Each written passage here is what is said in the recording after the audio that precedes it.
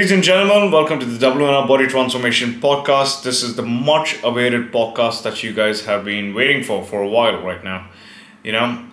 Because in case if you've been active on my social media, I made an announcement that said I'm going to be trying one of the GLP-1 agonist receptor drugs basically. So yeah, but before we just get started, I just want to mention that if you're listening to this, I'd highly urge you to watch this on the YouTube channel, on the YouTube video, because there are some demonstrations that I want to bring it to your notice, basically. So, yeah. But before we do any further ado, let's dive right in. But before we just get started, I just want to make sure of the fact, I'm not a doctor. Whatever the advice that I give on the channel is solely for educational and entertainment purposes only.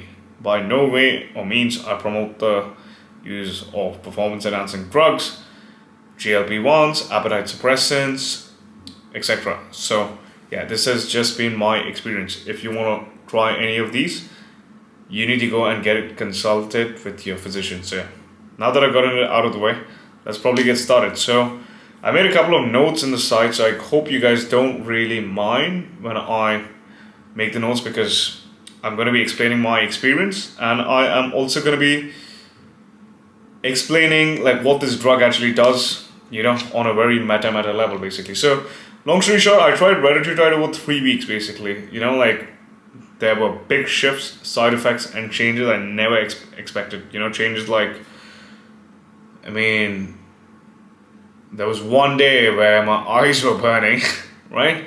And in basically in this video, I basically break down what happened from week 1 to week 3, because it's just been 3 weeks since I've been on this drug basically. What I have learned, the difference between hunger and cravings basically, dopamine-driven urges like smoking, alcohol, etc. Because I'd have issues with, this was long ago basically, I'd have issues with pornography, right? That's long gone. It's been something like a year right now since I'm off that. I'd have issues with sex addiction to a certain degree, because I'd see 3 to 4 girls. That's also been long gone, right? I don't really know if that's addiction, or maybe I just had a high sex drive basically. And I'd have issues with smoking. I'd smoke a lot of cigarettes in college. Whenever I would go and travel, I'd smoke a lot of weed, right? Weed's not legal in Dubai, but yeah. And when I'm in Dubai, I usually used to smoke 1 cigarette per week till date basically. So yeah, if long story short, if you're curious as to how this drug actually feels, then watch till the end of this video basically, because it's a pretty fascinating drug basically. I'm not saying it's good, I'm not saying it's bad, but you need to understand what this drug actually does basically. So as you can probably see in the image that's being displayed on the screen right now, this was me on the 9th of September, where I dieted naturally for something like 7 months. Basically with my starting point of basically being something like 69 kilos basically. And slowly and steadily I went on a cut, and I got all the way down to 58 kilos with the help of a coach and my work ethic, all natural. And then the diet started getting harder and harder and harder. But my blue collar bodybuilding was I gotta suck it up, I gotta suck it up, I gotta suck it up. And what I ended up doing was, the diet got so hard. I still am in a diet at the moment, because my aim is to get shredded, right? What happened was, I'd wake up 3 to 4 times in the middle of the night to pee. The sleep was broken. Even when I'd sleep, the sleep was broken. I'd be constantly thinking about food. That's just a part of dieting basically. If you're a bodybuilder, that's just a part of dieting. When you balls deep inside a fat loss phase, this is what you're going to be expecting from the process basically. So, and I wanted to compete basically a couple of years ago in a natural bodybuilding federation, but competing is going to take a lot of focus away from your from the process basically, no, from your business. And last thing I want to do is not serve my clients, right? I genuinely don't have the genetics to compete basically. I'm more of a researcher, like the mad scientist who tries various nutritional protocols, training protocols, see what works, see what doesn't work, and puts his clients through it. Supplementation protocols, natural supplementation protocols, health protocols, etc. So, what happened was I decided, like, anyways, I'm not going to be competing in a natural bodybuilding federation because I don't really have the genetics. And there's this recent new drug out on the market known as Ozempic. Ozempic is the brand name under which the compound semaglutide is sold. It's you also get this particular compound known as tirzepatide, which is the compound sold under the brand name Mounjaro, right? These are the official like GLP-1 agonists that have been FDA approved so far. Now there's another GLP-1 agonist which has not been yet FDA approved so far, but it's this close to being FDA approved. It's not yet been approved. It's known as Retatrutide, basically. So I was like, let me anyways try one of these GLP-1 agonists, basically. In the process, what's going to happen, I am going to be like feeling as to how the drug actually works, and I'll make a YouTube deep dive out of it. That not only makes me a better coach because it keeps me updated with the health and fitness research, but as a result of which, I also got some good content to make, which is value to you guys, basically. So, yeah, like my coach suggested, like, hey, why don't you think about trying this, basically? And I got like very skeptical. In fact, I would take a piss on those people who use a GLP-1 drug, basically. Now, this is something that I'm gonna be covering in the next few minutes. So please stick around, right? So, I was like, cool. Let me just try less than the minimum dosage, right, in the research trials. So in the research trials of Retatrutide, they had people start off on 2 milligrams per week. Then they bumped it up to 4. Then they bumped it up to 8. Then 12. I'm not clear about the exact numbers. It was somewhere between 12 to 15 milligrams, right? So they really aggressively bumped up the dosage. But you got to realize, like, the research subjects in the Retatrutide trials were obese patients who had type 2 diabetes, who had like little to no control over their food, zero exercise, zero movement, whereas my profile was completely different, basically. Let me just have a look on the notes that I made, basically, so that I can cover as to what's next. So yeah, so I hopped on Retatrutide something like 3 weeks ago, right? It kicked in, I can tell you this, in the first week, I basically went on something like 0.75 milligrams per week, split over like Wednesday, Friday, and Sunday, right? Because I wanted a microdose, whereas in the research papers, they gave them like a big bolus dose at the start of the week, at like 2 fucking milligrams, right? Injected subcutaneously. I'm going to also be covering what is subcutaneous injections, basically. So, I was like, I don't want to take such a high dose. I want to like start off small. At 0.75 milligrams, nothing exactly happened. Nothing exactly happened, right? I was still getting like broken sleep. I was still waking up something like 5 to 6 times a night. The hunger pangs were mad, basically,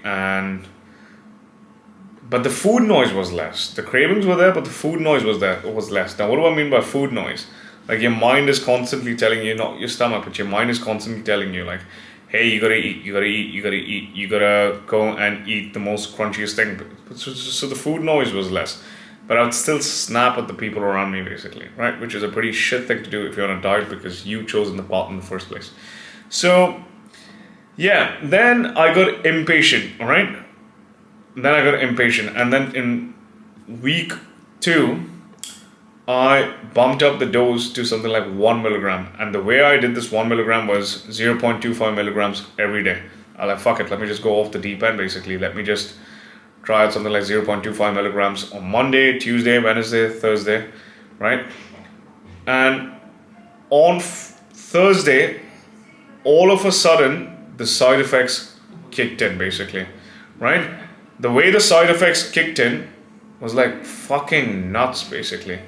I felt so full on a low calorie day, basically.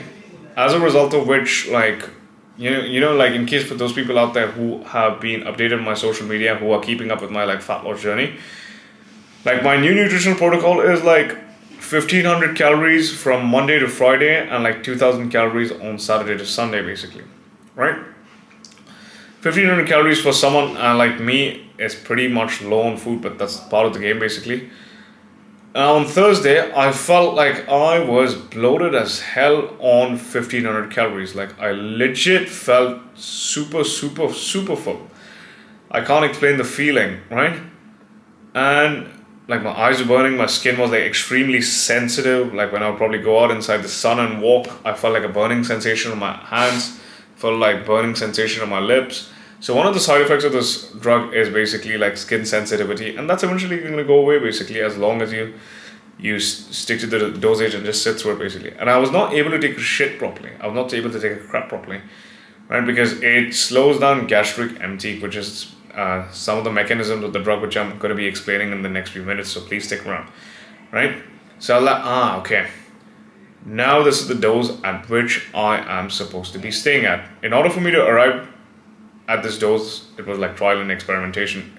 Like the dose that works for me is not going to be the dose that works for you, right? And I'm in a caloric deficit, and an aggressive caloric deficit, and an extreme caloric deficit, basically. So I speculate, like, let's probably say when I'm maintaining my weight at a higher food intake after I end this fat loss phase, I might need like far less, basically.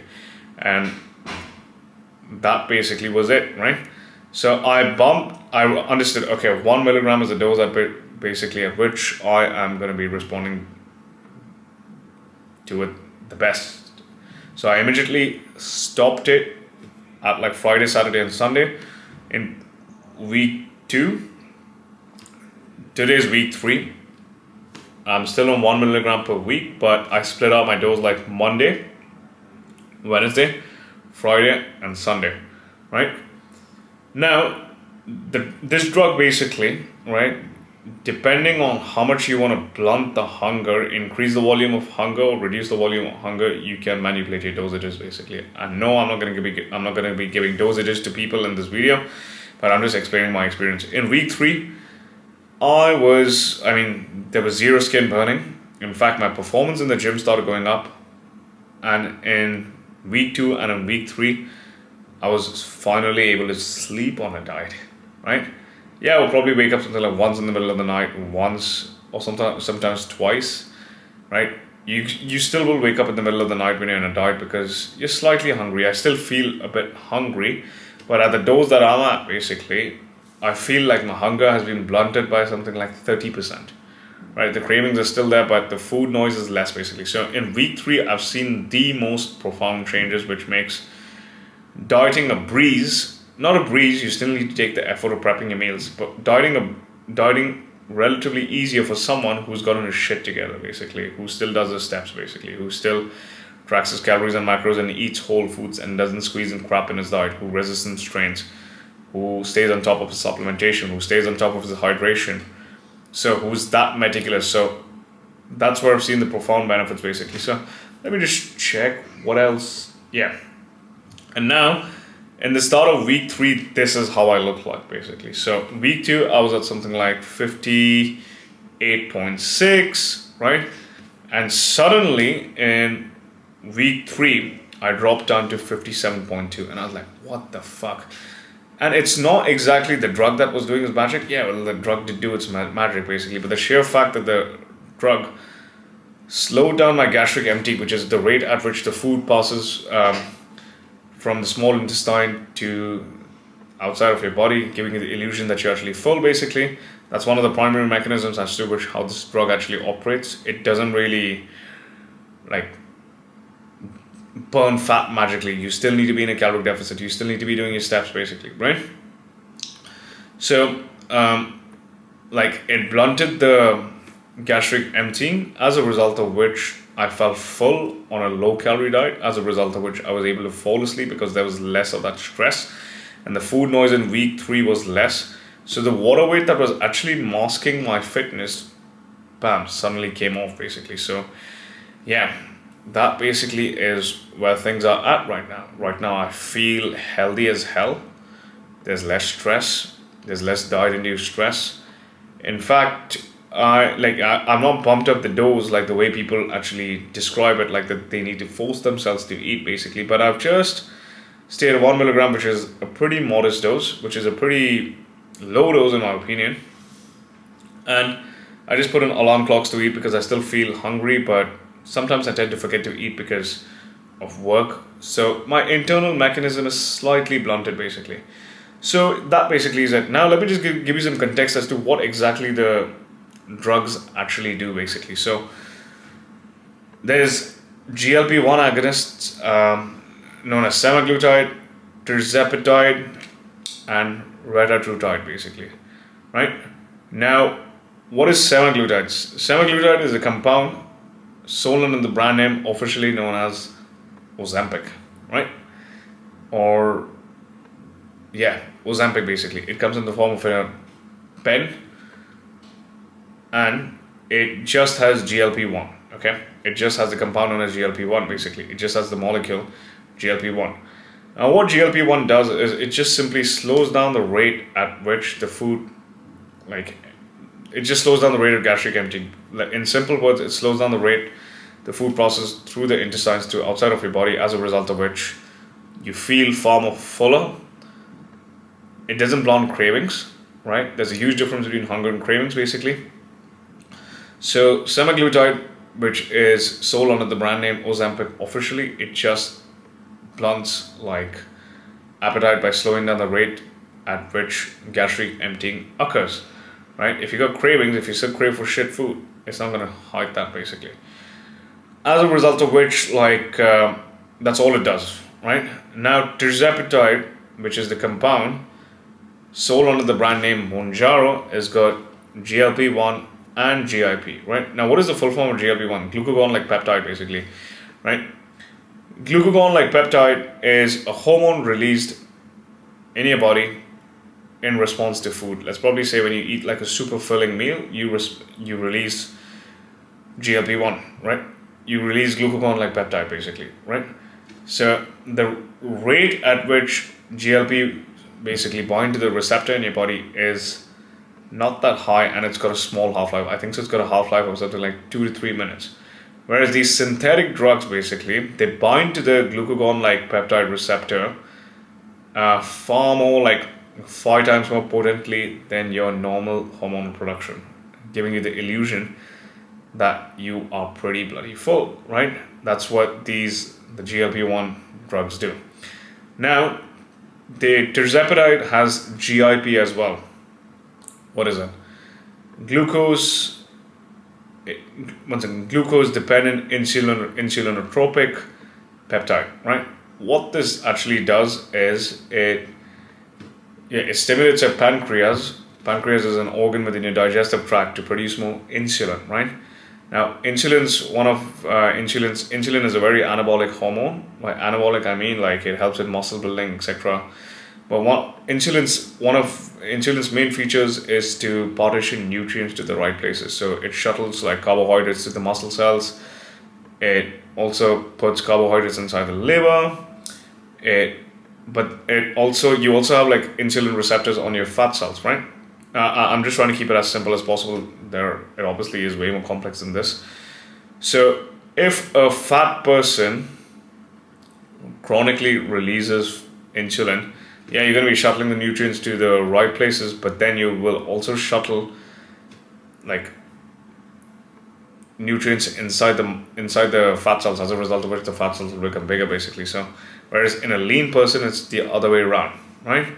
So when they combine GLP plus GIP, it gave a far more potent appetite suppressing effect without the side effects that people faced on Ozempic. Well, the side effects were still there, but not as much, because right now the food is, even though there's slow gastric emptying, but the sheer fact that you're releasing insulin through the mechanism of GIP ensures like that the food inside your stomach or inside your small intestine is being cleared out slightly faster, but at the same time you feel far more fuller, and it's being shuttled to the right places to a degree, right?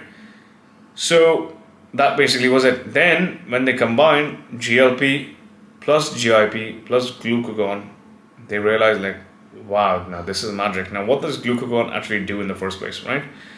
Glucagon basically stimulates. Glucagon is a hormone that's stimulated by pancreas under times of starvation, and from what I've read, I might be wrong right here. Sorry, excuse me. Yeah, under times of starvation, as a result of which, like your blood sugar levels are low basically. Now you store reserve amount of blood sugar levels basically, like glycogen, glucose basically, in your liver, right? You store it in the liver as well. So that's the last place that you tap into. So glucagon forces the liver to release glucose, right? Well, glycogen and glucose, I might not be aware about this. Please don't quote me on this one. But glucose, glycogen is just a broken down version of carbs. So you release the carbohydrates from the liver. Now, when that's used for fuel, your body is gonna release it's gonna release the glycerol from the triglycerides. So triglycerides is basically like, in a simple way to put it, is fat cells. It's gonna release glycerol from the triglycerides inside the bloodstream, right? And now you basically got and then the glycerol is basically going to be converted to glucose, via the liver, via gluconeogenesis, right? Basically, the fat cells that you release inside the bloodstream is, in simple ways, basically, right, is going to be converted to glucose, which is a form of energy, by your liver, so that you can use it for fuel. So what this does is Retatrutide, which is a triple receptor agonist. It's got GLP-1, it's got GIP, and it's got glucagon as well, right? It blunts your appetite, it stimulates more insulin production, and it causes the fat loss created by the deficit to come from more fat. So, and it had relatively lesser side effects than tirzepatide, but the side effects did exist basically. So, what I did was, I was like, let me just purchase some tirzepatide, as you can probably see over here. Let me just show it to you guys.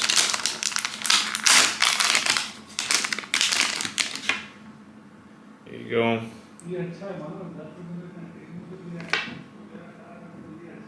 I hope you guys can see it. There you go. So that's like GLP plus GIP basically, right? So I ordered tirzepatide first, then I ordered Retatrutide basically, right?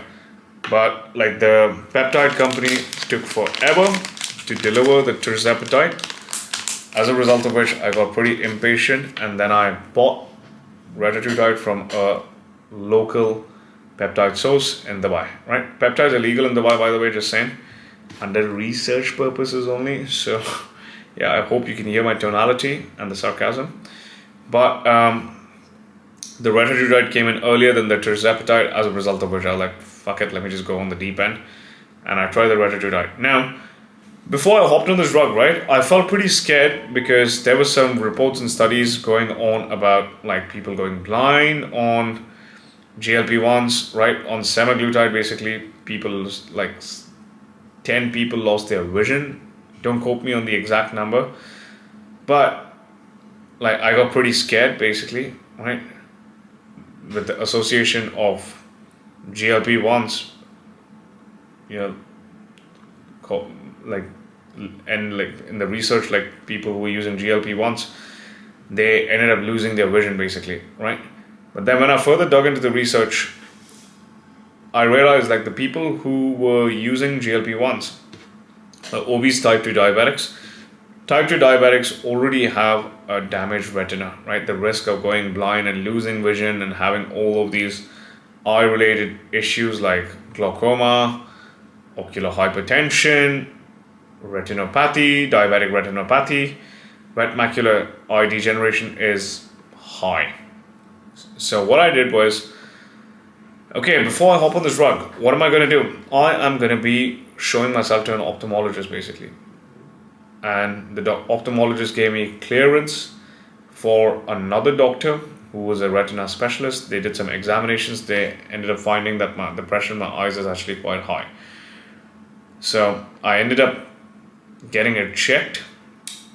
In fact, my corneal, which is like the transparent layer on top of your eye, is actually quite strong because of years of exercise, eating healthy, and supplementation, which is actually a good thing.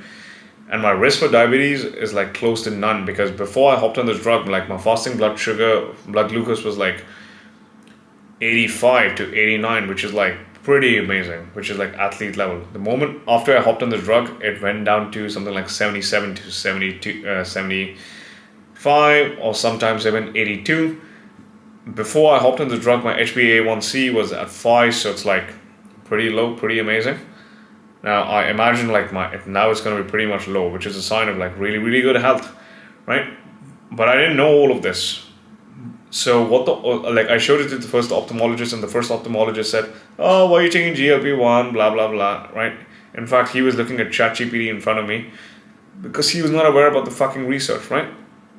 The second retina specialist whom I showed told me that whatever the hell you're doing, it's amazing, right? In fact, GLP-1s have shown to have a protective effect against ocular hypertension, and I've got like mild ocular hypertension basically.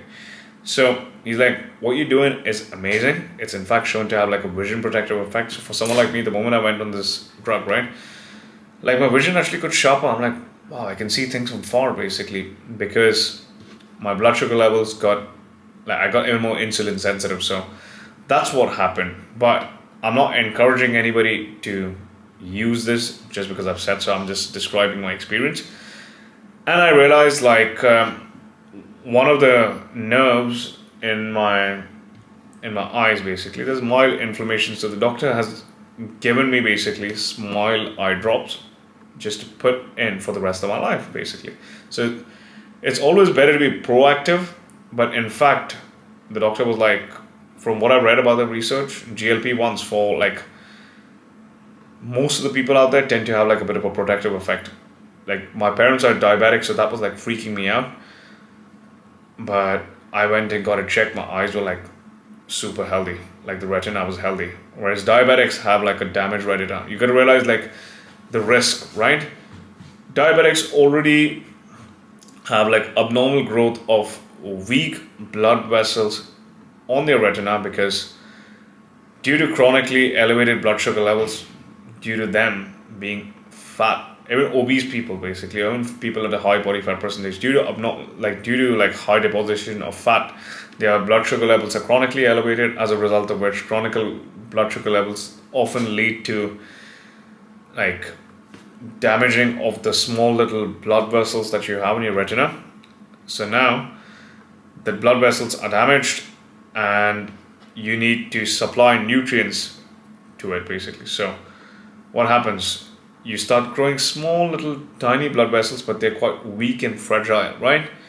Now when people with chronically elevated blood sugar levels went on GLP-1 drugs basically, there was a sudden drop in their blood sugar levels, as a result of which that sort of, like there was a 1% risk basically, but that sort of increased their chance for a stroke in their eye, as a result of which like quite, no, I mean not, don't quote me on quite, but like out of a ridiculous number, something like 100,000 people, don't quote me on the exact numbers, 10 people lost their vision basically. But it was not the GLP-1s that caused it, right? It's not causation, it's more of like association, right? It's probably same.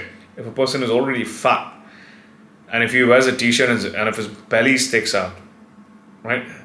It's not the t-shirt that's caused him to get fat basically, it's the t-shirt that's associated with him being fat, right? So the effects of GLP-1s basically on metabolically healthy people like me, who have good practices in check, is not known, because all of the studies are done on obese type 2 diabetics basically. So yeah, like it's that basically is it. Let me just see what else have I done. Yes, what else have I experienced basically. So now I mean like my hunger is managed anywhere between something like 0.75 milligrams to 1 milligram. My food's really fucking low. So even at 0.75 to 1 milligram, which is a very conservative dose, way below what they gave to the research participants. To the research participants, they gave them at something like 2 milligrams, so it's like almost 50% of the dose less. That was the starting dose, and they titrated them up to something like 4 milligrams, 8 milligrams, 12 milligrams. I don't really know the exact dose, but they really pushed up the dosages basically. So let me just have a look at the notes. Yeah. Like my hunger, I still feel hungry. I can still eat, but it's not so much, but I still feel hungry basically. My digestion is affected, obviously that's there, but it's not as bad as last week, and research has shown that your body ends up adapting to it. Well, if your digestion is too affected, right, there's another tool in the box. You can probably use HCl. HCl is a supplement that actually helps in digestion. You can have that every meal. You got to sit through it. Your body's going to adapt, but slightly your digestion is going to be affected. That's one of the mechanisms of the drug basically. Second, you got to realize you got GLP-1 receptors basically all over your body. You got it over your kidney, you got it over your liver, you got it on your eyes, you got it in your brain. So like my need for seeking out dopaministic behaviors, like let's probably say pornography. I've been off porn for something like 1 year. Like my need for seeking out like multiple sexual partners, which was a problem a couple of years ago, that's literally gone, and that's not happened in the past 2 years right now. Like, but that was through willpower and conscious effort. I probably take like actions like cursive writing, etc., so that I activate those hemispheres of the brain which are involved in willpower, etc., meditation, etc. I will always preach people to do something, then take something basically, because taking something is going to be enhancing your doing something habits that have been accumulated over the years basically. So that's gone. My need for smoking is gone. My want, I'm going to say want, not need, because I'll probably smoke like 1 cigarette per week in these 7 months of dieting basically. That's completely gone. It's completely gone. In fact, I did try to force myself just to see like how I felt like when I did light a cigarette, and it felt disgusting. So that's pretty amazing. The taste and cravings basically. So now I crave for more bland food. Why? Because banana tastes like dessert. Potatoes taste, I can't really give a weird analogy over here, but potatoes taste pretty amazing. And foods that basically fill me up, right? Foods that don't really give me an unrealistic amount of pleasure hits basically. So I don't know what chocolate tastes like. Well, I know what sugar-free dark chocolate tastes like. Things like stevia gives me a nice sugar rush, right? What else? Cravings for caffeine is not that much, whereas in the past 7 months I'll probably have like a Monster energy drink every day, but right now I just use caffeine solely for the purpose of pre-fasted cardio nutrition along with my injectable L-carnitine. So I eat food for a particular purpose. I don't eat food to make myself feel good and all of that basically. What else? Yeah, high doses, obviously your side effects are largely correlated to your high doses basically. For me, at like a super low dose, right, because I'm metabolically active, my receptors are healthy, I don't want to call myself young because I'm 31, but like my health, etc. is in check, right? It's there, but it's not that much basically. So, I mean, yeah, like it's a game changer. And am I going to be using this for long? The answer is no. But when am I going to be using this? I'm going to be using this when I taper off my diet. So let's probably say if I push my food up to something like 2,100 calories when I end this fat loss phase, I'm going to be tapering it down to 0.75 milligrams. I'm going to be staying over there for something like a couple of weeks, like 3 to 4 weeks basically. And then from there, let's probably say I will probably push my food up to something like 2,200. Then I'll probably taper it down to 0.5 milligrams for 3 weeks. Then I'll probably push my food up to 2,400. Then I'll probably taper it down to 0.25 milligrams. And then at 0.25 milligrams, you're going to feel fuck all. But at a lower dose, you're not going to feel anything, but it's just going to still serve as a bit of an insurance policy. As and when you increase your food intake up, because your appetite is going to reduce automatically when your food intake is going up, but it's always smarter to taper it off. And when the food is high enough, and when I feel like, okay, cool, then I'm going to taper it off basically, because I've come out of this process properly, right? In the past, I would still maintain my weight in the first photo shoot that I did. I had a massive binge. Second, I had a massive binge. Third, I came off it properly, and this is the other one. I'm like, cool. Let me just taper it off far more wisely, and I'm going to be using it as a hack. Yes, I'm probably going to be seeing it as a hack, basically, as a bandage on a wound when I travel, basically, because when I travel, right, I've got a tendency to do stupid shit, right? Let's probably say I go to Thailand, right? I've got a tendency to smoke a lot of weed, basically, because Thailand has a lot of weed, as a result of which I get a lot of munchies, as a result of which I binge and come back as a fat fuck, right? So I'm going to be using it while I'm traveling, even in those countries where there's no weed, basically, right? I went to Iran for something like 12 days. I ended up putting on 4 kilos, basically, just for food. Not 4 kilos, 3 kilos, basically, over 12 days, which is like mad. So I'm going to be using it while I'm traveling. Otherwise, I don't feel the need to use it, right? This is not what I'm recommending to everybody. Let me just make a couple of, read a couple of notes, basically. All right. Yeah, that basically is it. So I'm going to be attaching all the research papers below so that you guys can reference whatever I have mentioned. I'm also going to be adding in the research articles on top of the screen when I talk. And in my opinion as a coach, who is this for? Let's probably say if you're like an obese person, basically, or if you're a person at a high body fat percentage with like a binge eating disorder. I don't think so it's for you. You don't make like the right candidate, right? If you're like an emotional eater, if you don't have your shit together around eating, you don't make a good candidate, basically, right?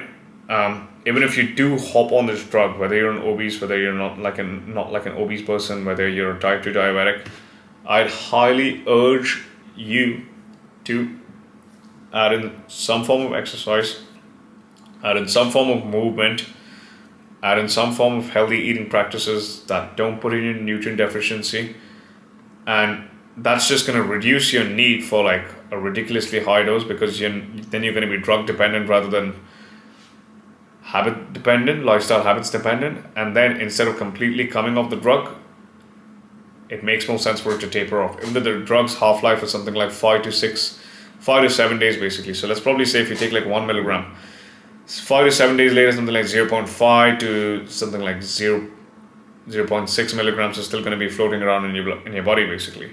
So it self-tapers, but it makes more sense for you to taper down the dosages and increase your food intake up and solidify the habits, basically. Regardless if you're fat, regardless if you're lean, etc. That's just my opinion, but again, a doctor's advice is like far more appreciated, right? So yeah, it's a game changer for those people who like are practicing good habits. Just need a little bit of that, and they taper it off. You should not be relying on a particular drug, basically. Don't rely on it. That's my opinion. That's my humble opinion. So yeah, now how did I use it, basically? So let me just break it down for you guys.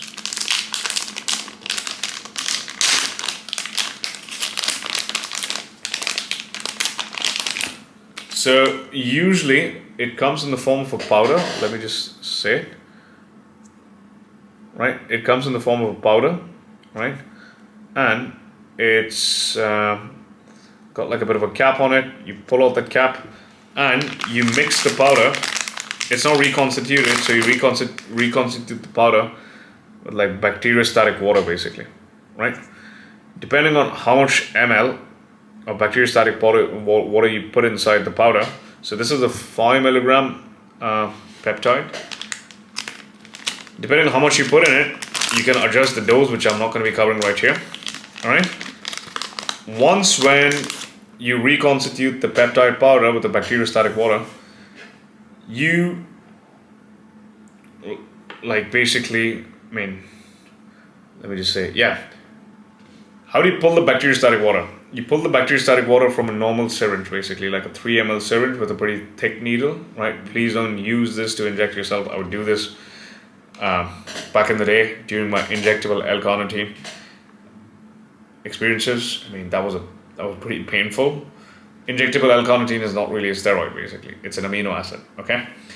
I'd probably pull it with a 3 ml syringe, okay? I'd pull the bacteriostatic water, and then I would probably put the bacteriostatic water from the syringe in the peptide vial and reconstitute it. And then, depending on the dosage that I need for the particular day for GLP-1, I would draw it from an insulin syringe, as you can probably see, right? Insulin syringes are pretty awesome. You inject it subcutaneously, which is like the fat under your skin. So let's probably say, where do I inject it? Every like 4 days per week. Whoa, would you look at that? So pull the fat and bam, that basically is what I do. So yeah, like that's known as subcutaneous injections, and intramuscular injections is like injecting inside your muscles. So that basically is it. People, if you found this useful, feel free to like, share, subscribe, and follow me in my journey. And this is just week 1 to week 3. I'm also going to be making a series of from week 3 to week 7 and week 7 to week 12, and I take it from there. So yeah, feel free, if you found this useful, feel free to like, share, subscribe, and have a nice one.